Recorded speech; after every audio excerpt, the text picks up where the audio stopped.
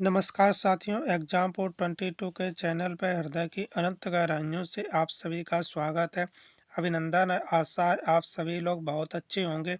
आप लोगों की तैयारी भी बहुत अच्छे से चल रही होगी। तो साथियों, आज हम पढ़ेंगे क्या स्टैटिक जीके से रिलेटेड कुछ इम्पोर्टेंट क्वेश्चन रहेंगे। आइए देखते हैं आज का पहला क्वेश्चन क्या रहेगा। राष्ट्रीय ध्वज में पहिया क्या दर्शाता है? राष्ट्रीय ध्वज में नेशनल फ्लैग में एक चक्र बना हुआ है, वो क्या दर्शाता है, क्या बताता है? तो पहला ऑप्शन हो जाएगा गति को, बी ऑप्शन हो जाएगा सत्य, सी हो जाएगा विकास, डी हो जाएगा भविष्य। आइए देखते हैं कि पहले राष्ट्रीय ध्वज के बारे में कुछ इम्पोर्टेंट की पॉइंट देख लेते हैं जिससे क्वेश्चन क्या होता बनता है। चलो देखते हैं।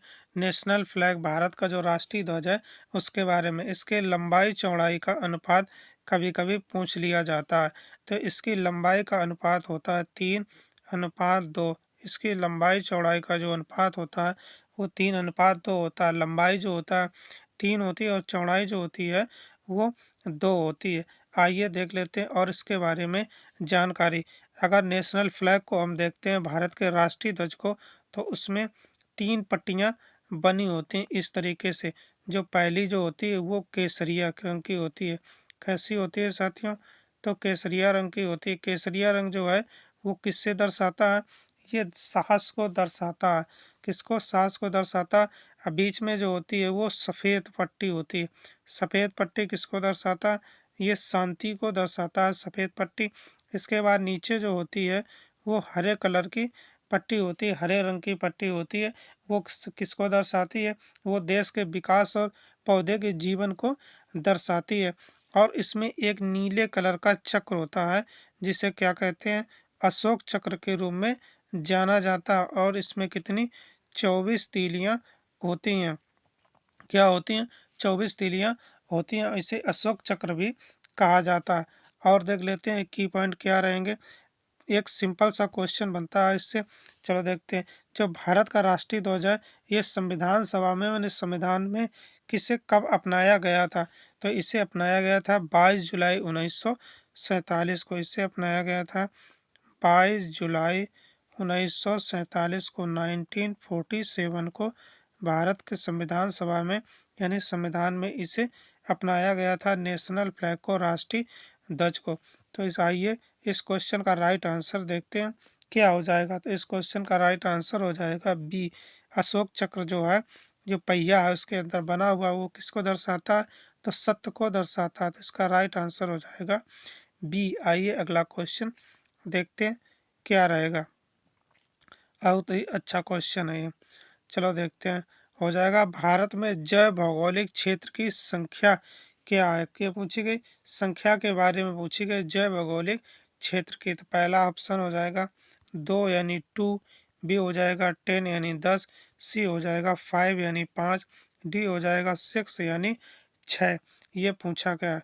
चलो, जैव भौगोलिक जो क्षेत्र होते हैं उसमें सबसे ज़्यादा क्या पाई जाती है? तो जैव विविधता पाई जाती है, यानी बायोडाइवर्सिटी सबसे अधिक भरपूर मात्रा में पाई जाती है, यह याद रखना। तो इसका राइट आंसर हो जाएगा बी। कितनी है? तो 10 है, 10 है। किसकी?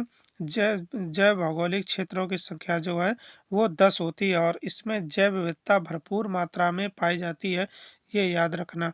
आइए अगला क्वेश्चन देखते हैं क्या रहेगा। नीली क्रांति से संबंधित ये क्वेश्चन है। चलो देखते हैं। नीली क्रांति को प्राप्त करने के लिए मिशन फिंगरिंग कब शुरू की गई थी? ये पूछा गया है। तो पहला हो जाएगा जनवरी 2017, 2017। इसके बाद हो जाएगा 2017 सितंबर में, मार्च 2017 में, और डी हो जाएगा दिसंबर 2016 में। चलो देख लेते हैं क्या इसका राइट आंसर रहेगा। थोड़ा नीली क्रांति से संबंधित एक दो पॉइंट देख लेते हैं क्या रहेंगे। तो नीली क्रांति है वो किससे संबंधित है, ये पूछ दिया जाता है। तो नीली क्रांति जो है वो मत्स्य पालन से संबंधित है। किससे? मत्स्य पालन यानी मछली पालन से संबंधित है ये नीली क्रांति। इसको बढ़ावा दिया गया था मछली पालन को। और इसका लगभग इसका आंदोलन कब शुरू हुआ था, किसके दशक में शुरू हुआ था? तो 1980 में इसका भरपूर तरीके से आंदोलन किया गया था। हाँ, तो चलो देखते हैं इसका राइट आंसर क्या रहेगा। तो इसका राइट आंसर हो जाएगा मार्च 2017 में ये मिशन फिगरिंग शुरू किया गया था। तो राइट आंसर हो जाएगा सी। आइए अगला क्वेश्चन देखते हैं। ये क्वेश्चन जो है बहुत ही अच्छा, कई बार क्वेश्चन पूछा गया है। चलो देखते हैं, भारत और पाक के बीच की सीमा कहा जाता है, भारत और पाकिस्तान के बीच के जो सीमा विभाजन की सीमा रेखा है उसे क्या कहा जाता है। चलो देख लेते हैं। ये जो साथियों लिखा मैकमोहन, ये नहीं हुआ। तो भारत और पाक के बीच की जो सीमा होती है उसे क्या कहा जाता है, चलो देखते हैं।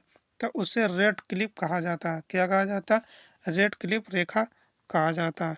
तो इसे कहा जाता है रेड क्लिप, रेड क्लिप रेखा कहा जाता है। भारत और पाकिस्तान के बीच में जो रेखा खिंची हुई है विभाजन की, वो रेड क्लिप रेखा कहा जाता है। यह रेड क्लिप कौन थे? एक ये सर सिरिल रेड क्लिप जो थे उनकी अध्यक्षता में ये खींची गई थी। तो ये जो है एक इसमें देखो दिया है मैकमोहन। क्या दिया है? मैकमोहन के बारे में दिया गया है। तो मैकमोहन जो है ये किस किस के बीच में रेखा है? तो ये है भारत और चीन के बीच में रेखा है। कौन सी? मैकमोहन रेखा। भारत और चीन के बीच में मैकमोहन रेखा है। और ये मैकमोहन रेखा जो है कब खींची गई थी? तो ये कभी कभी क्वेश्चन बन जाता है इससे, मैकमोहन रेखा से। तो ये कब खींची गई थी, चलो देखते हैं।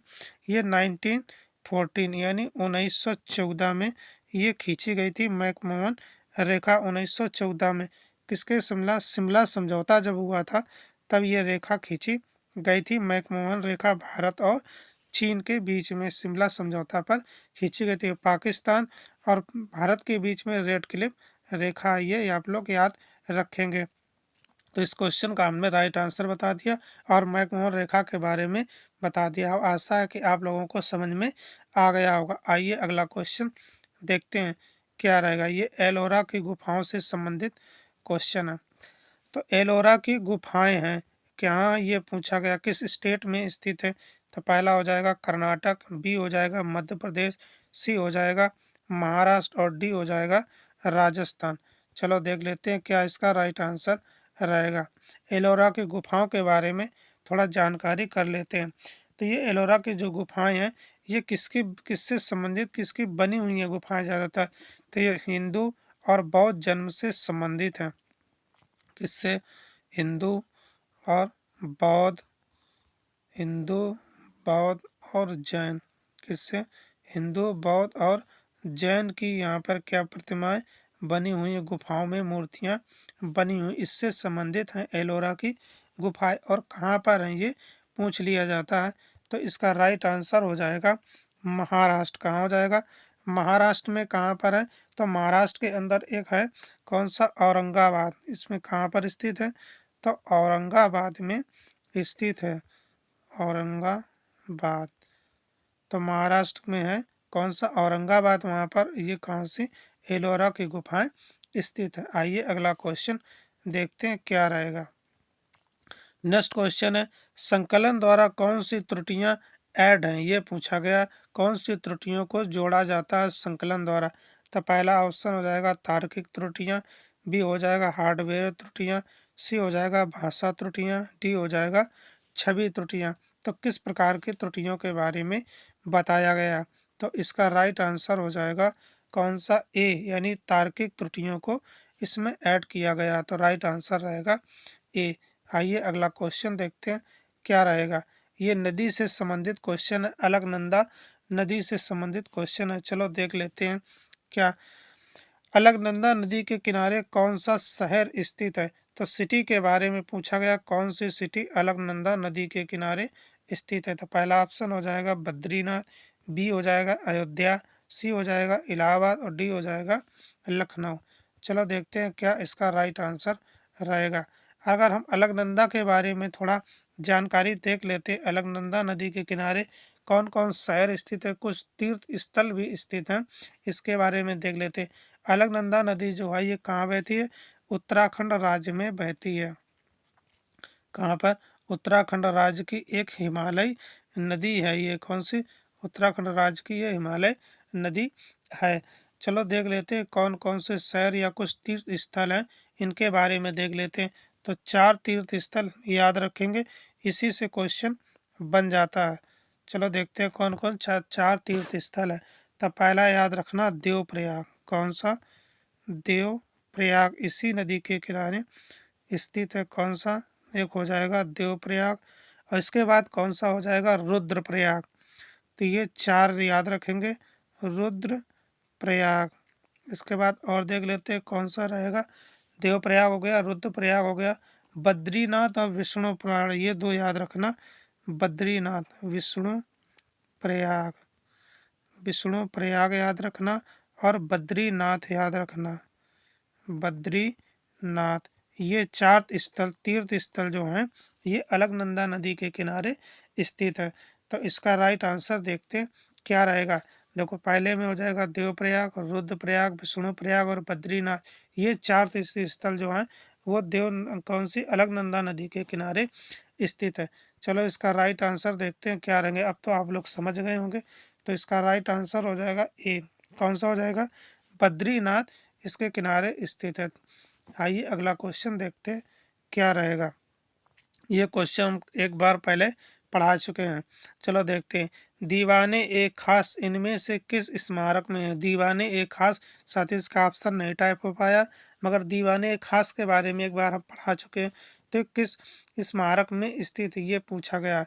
चलो देख लेते हैं दीवाने एक खास के बारे में। ये जो है लाल किला परिसर में स्थित है। कहाँ पर स्थित है?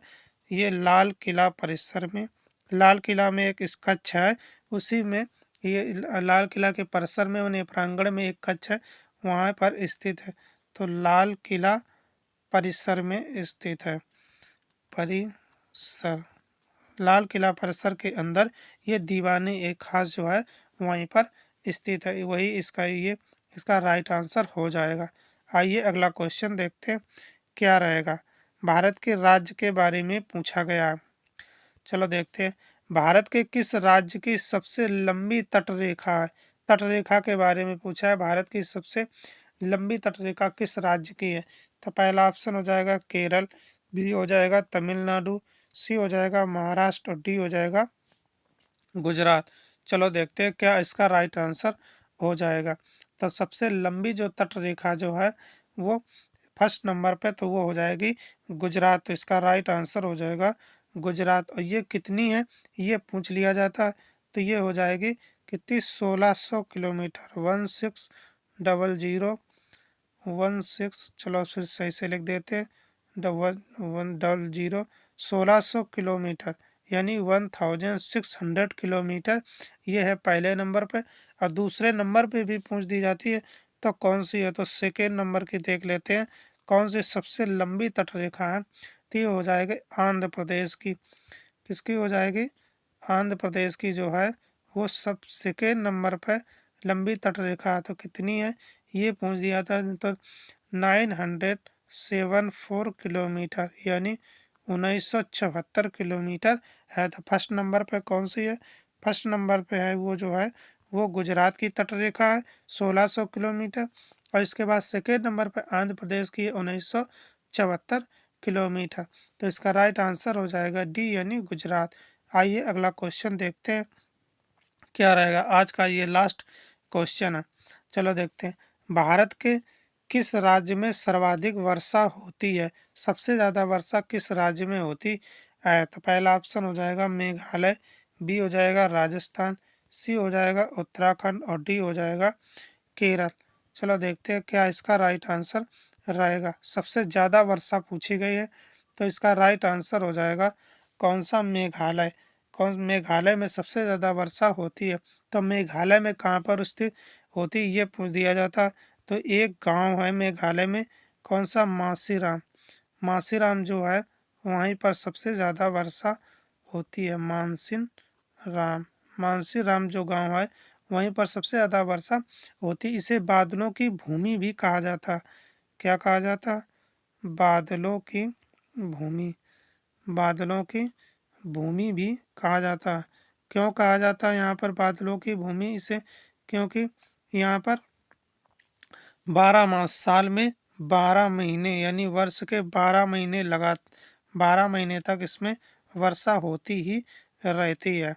12 माह तक वर्षा होती रहती है साल में, इसीलिए इसे बादलों की भूमि भी कहा जाता है।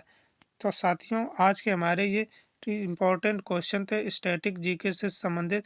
वही क्वेश्चन लेकर के आए थे जो प्रीवियस ईयर कहीं ना कहीं एग्जामों में पूछे गए हैं। तो साथियों, आज का सेशन हमें आप लोगों को समझ में आया होगा। ये जो भी क्वेश्चन पढ़ाए हुए सब उसके समझ में आएगा। उसके संबंधित जो की पॉइंट बताएं वो उससे क्वेश्चन अवश्य एक आध बन जाता है। ये भी आप लोग याद रखेंगे। साथियों, इससे रिलेटेड और भी वीडियो देखना चाहते हैं तो हमारे चैनल के प्ले लिस्ट में जाकर के आप लोग देख सकते हैं। साथियों, जो लोग चैनल पर नए जुड़े हैं चैनल को सब्सक्राइब कर लें। वीडियो अच्छा लगे तो लाइक करें, शेयर करें, कमेंट करके बताना कि आज का सेशन कैसा रहा।